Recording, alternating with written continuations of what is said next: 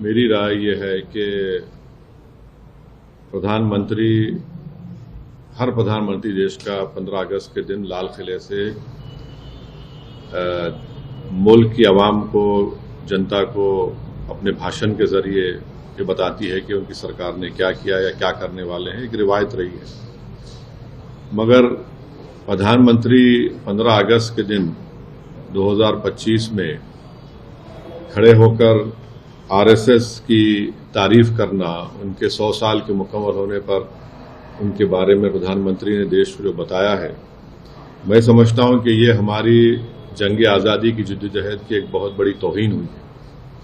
इसलिए कि आरएसएस और उनकी जितनी तंजीमें हैं वो तो जंग आज़ादी में हिस्सा नहीं लिए, बल्कि वो तो अंग्रेज़ों की ताईद में रहते थे और वो अंग्रेज़ों से ज़्यादा मुजाहिदीन आज़ादी से नफरत करते थे, चाहे गांधी हो या जितने बड़े बड़े नेता उस वक्त के हो हैं। तो मेरा मानना यह है कि आरएसएस हमेशा से 1925 से लेकर अब तक और मुस्तकबिल में भी वो इंक्लूसिव नेशनलिज्म की मुखालिफत करती रही। जो यही इंक्लूसिव नेशनलिज्म जो हमारे बुजुर्ग गुजरे हैं, जो हमारे मुजाहिदीन आज़ादी गुजरे हैं, उन्होंने इसी बुनियाद पर इस देश को आज़ाद करवाया अंग्रेज़ों की गुलामी से। और जो हिंदुत्व की आइडियोलॉजी है वो हमारे भारत के संविधान के बिल्कुल खिलाफ है, बिल्कुल खिलाफ है। तो प्रधानमंत्री अगर आरएसएस के दफ्तर पे गए तो मैं कुछ नहीं बोला, क्योंकि मैं जानता था वो तो स्वयंसेवक थे और हमेशा रहेंगे। मगर जब आप प्रधानमंत्री के तौर पर ये कह रहे हैं और इस तरह की बात कर रहे हैं, जो संघ परिवार इस मुल्क में हेटरेट को फैलाती है, डिवीजन होता है, तो ये तो प्रधानमंत्री उनकी तायीद कर रहे हैं। आप हम देख लीजिए कि नॉन कोऑपरेशन मूवमेंट है। सत्याग्रह जो होती थी 1920 और 40 में, रोलेट एक्ट के खिलाफ जो एजिटेशन होता था, सिविल डिसोबीडियंस या क्विट इंडिया मूवमेंट था, या नेवल म्यूटिनी इन मुंबई थी, इसमें क्या आरएसएस नजर आती है क्या आपको? फिर आप देख लीजिए, मैं ये क्यों कह रहा हूं, आरएसएस का जो प्रार्थना है, वो प्रार्थना में क्या लिखा गया है बताइए आप? क्या वो प्रार्थना इंक्लूसिव है? फिर आरएसएस का जो शपथ है उसमें तो सिर्फ एक ही समुदाय के रिलीजन, उनके सोसाइटी, कल्चर की बात होती है। और फिर आप अगर हिस्ट्री में जाएंगे तो जब अंग्रेजों ने ये फैसला लिया कि कोई भी ऑर्गेनाइजेशन मिलिट्री ड्रिल यूनिफॉर्म पहन के नहीं करेगी, तो फौरन 29 अप्रैल 1943 को गोलवालकर ने एक सर्कुलर लिख दिया कि हम अपने इनका जो यूनिफॉर्म है निकाल रहे हैं। जबकि उस वक्त जो अंग्रेज बोलते थे उसके ऑपोजिट में देश करता था। आपने किया वो। एक और बात आपको जानना चाहिए कि श्यामा प्रसाद मुखर्जी कौन है? श्यामा प्रसाद मुखर्जी जनसंघ के फाउंडर हैं, महासभा के हैं और आरएसएस के एक जिम्मेदार थे अंडर अ पैक्ट।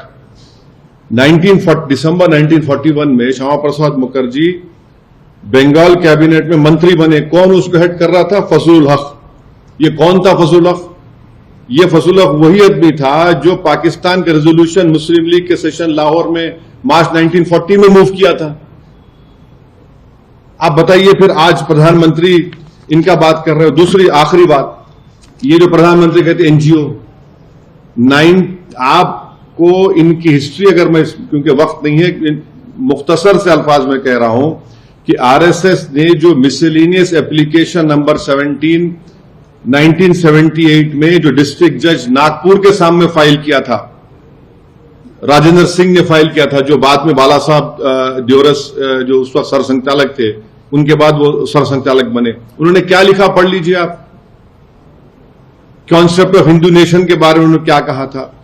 फिर उसके बाद आप पढ़ लीजिए जो एप्लीकेशन उन्होंने दिया था, उसके पैराग्राफ नंबर 13 पे क्या लिखा हुआ है। फिर उन्होंने सरसंघचालक के बारे में क्या कहा था। ये तमाम चीजें सामने हैं। उनका पार्टी का जो आर्टिकल 14 है, कल्चरल ऑर्गेनाइजेशन बोलते हैं, मगर हर काम आप पॉलिटिक्स में हिस्सा लेते हैं। तो ये हमको अफसोसनाक दिखा कि प्रधानमंत्री इस तरह की बात किए बहैसियत प्रधानमंत्री के, वजीर आजम के। अब देश के बारे में बोलना था। आपने कल अपने भाषण में कहा कि दूसरी बातें कही। ठीक है, हम आइडियोलॉजिकली बीजेपी के खिलाफ थे, रहेंगे। प्रधानमंत्री बीजेपी से आते हैं, मगर एक वजीर आजम तो है। मगर इस तरह उन्होंने आरएसएस की उनको सराहा, उनकी तारीफ की, ये सरासर गलत है और ये हमारे देश के लिए ठीक नहीं है। हमारे को खतरा चीन से है। चीन आज भी हम उन पेट्रोलिंग पॉइंट्स पर हम नहीं जा सकते। हमने 25 पेट्रोलिंग पॉइंट खो दिए हैं।